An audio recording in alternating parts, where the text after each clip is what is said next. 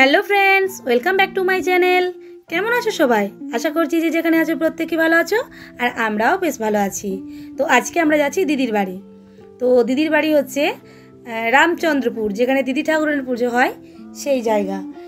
তো সেটা দুর্গাপুর হয়েও যাওয়া যায়। তো দুর্গাপুর হয়ে যেতে গেলে অনেকটা রাস্তা ঘুরে ঘুরে যেতে হয়, তো সেই কারণে আমরা রাঙামাটি হয়ে এদিকে যাই। তো এই যে নদীটা দেখতে পাচ্ছ, এই নদীটা একটু পার করলেই ওই পারে শিলামপুরের ঘাট দিয়ে ডাইরেক্ট পানাগড় যাওয়া যায়। তো পানাগড়ে পৌঁছে গেলে খুব সুবিধা হয়। তো বোলপুর যাওয়া, আরও রাজপাত আর এই সকল যাওয়া, তো পানাগড়ে উঠলে খুব সহজেই যাওয়া যায়। তো সেই কারণে আমরা নদী হয়েই যাই। তো পুরো নদীটাতে এখন জল নেই, এই মাছটাতে অল্প জল আছে। সেই কারণে দেখো, দেখেই বুঝতে পারছো ওই একটু ওই পারে একটুখানি ব্রিজ করা আছে, আর সামনেটা একটু ব্রিজ করা আছে, মাঝের জল। তো এটা আর মোটর দিয়ে চালাতে হয় না, এটা হাতে হাতে টেনে টেনে নৌকাটা যাওয়া যায়। তো আমরা দাঁড়িয়ে আছি, ওই দিকে নৌকাটা আছে, এদিকে আসলে তো আমরা আবার নৌকায় করে যাব। আর এদিকে ছোটো বেটু বড় বেটু সবাই দাঁড়িয়ে আছে।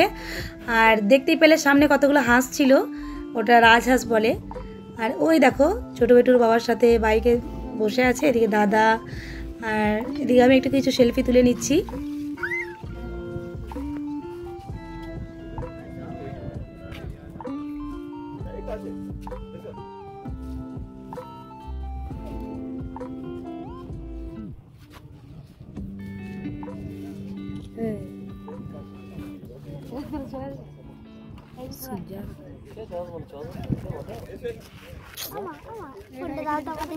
ভিডিও করি আমাদেরটা, আমি ভিডিও করি।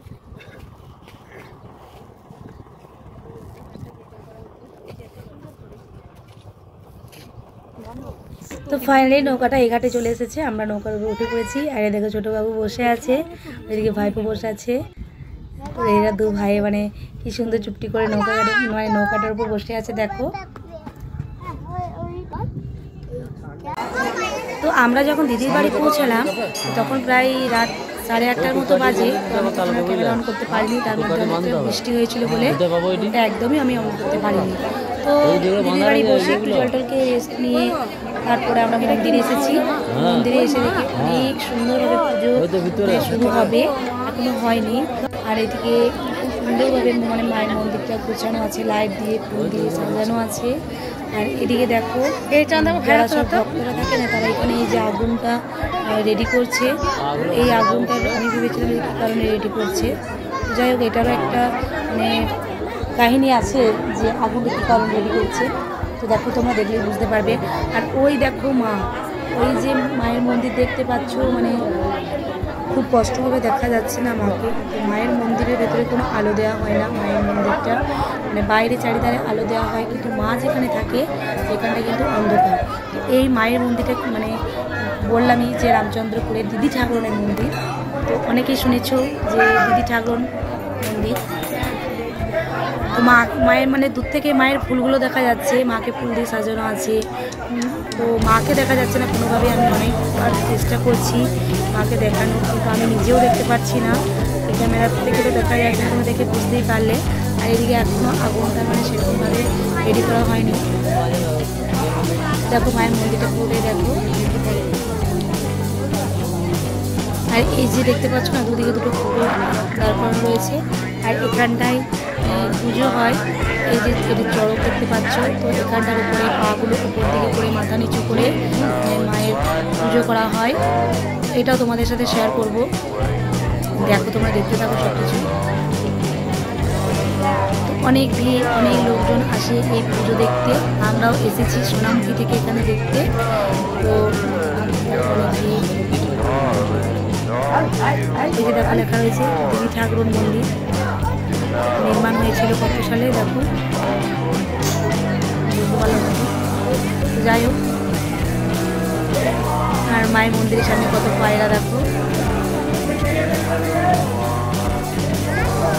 এই যে ঘুড়ির মতন যে জিনিসগুলো ঘুরছে না, এগুলো যারা মানসিক করে, মানত করে, তারা এগুলো শুট করে।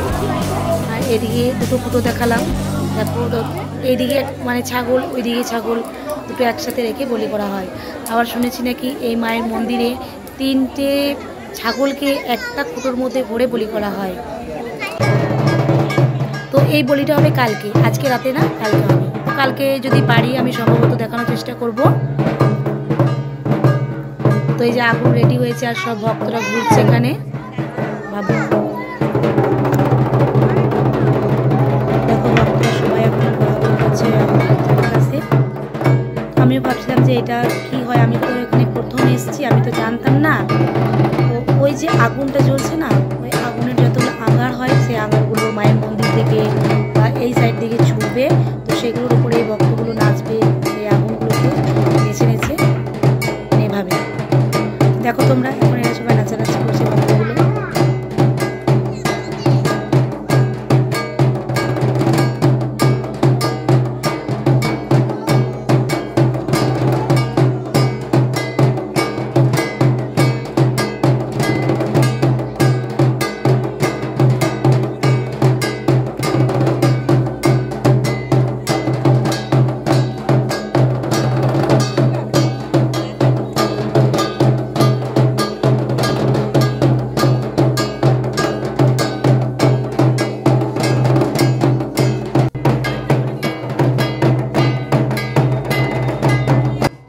তোমরা দেখতেই পাচ্ছ শুরু হয়ে গেছে ওই আগুনের উপর নাচানাচি। দেখো আগুনগুলো কেমন ছুটছে দেখতে পাচ্ছ। তো এগুলোর উপরে সব ভক্তগুলো নাচছে। তো এই যে আগুনগুলো হয়ে আছে না, মানে আঙারগুলো যেগুলো হয়ে আছে সেগুলো পায়ে করে সবাই নেভাবে। দেখো